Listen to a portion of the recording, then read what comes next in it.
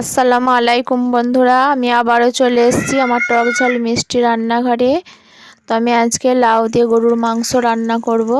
তার জন্য আমি কড়াইয়ে তেল দিয়ে দিয়েছি, আর তেজপাতা, গোটা জিরে আর দুটো শুকনো লঙ্কা ফোড়নে দিয়ে দিয়েছি। এবার পেঁয়াজগুলো দিয়ে একটু লাল লাল করে ভেজে নেব। আমার লাল লাল করে পেঁয়াজটা ভাজা হয়ে গেছে। এবার আমি মশলাটা দিয়ে দিচ্ছি। এতে আছে লঙ্কা গুঁড়ো, হলুদ গুঁড়ো, জিরে গুঁড়ো, ধনে গুঁড়ো আর পরিমাণ মতো নুন। তো আমার মশলাটা ভালো করে কষানো হয়ে গেছে। তো আমি আদাটা দিতে ভুলে গিয়েছিলাম, আমি আদাটা আবারও দিয়ে দিচ্ছি, দিয়ে ভালো করে আবার কষিয়ে নেব।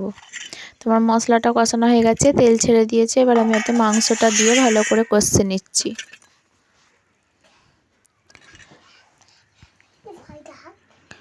আমি সবসময় ঘরোয়া মশলা দিয়ে রান্না করে দেখানোর চেষ্টা করি। আমি ঘরোয়া মশলা দিয়ে রান্নাটা করি, আমি বাড়তি কোনো মশলা ভালো দিই না।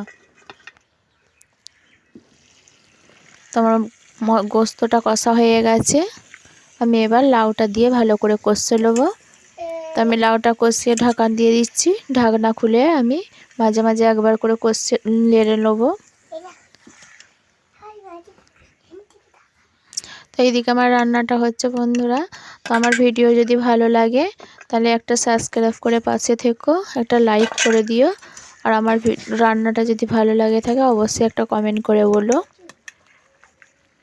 তো রান্নাটা আমার হয়ে গেছে, আমি এতে এবার ধনেপাতা দিয়ে রান্নাটা নামিয়ে নেব।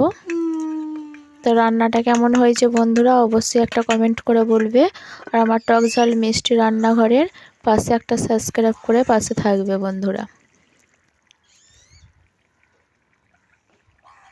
তো আজকের ভিডিওটা এই পর্যন্তই। খুদা হাফেজ।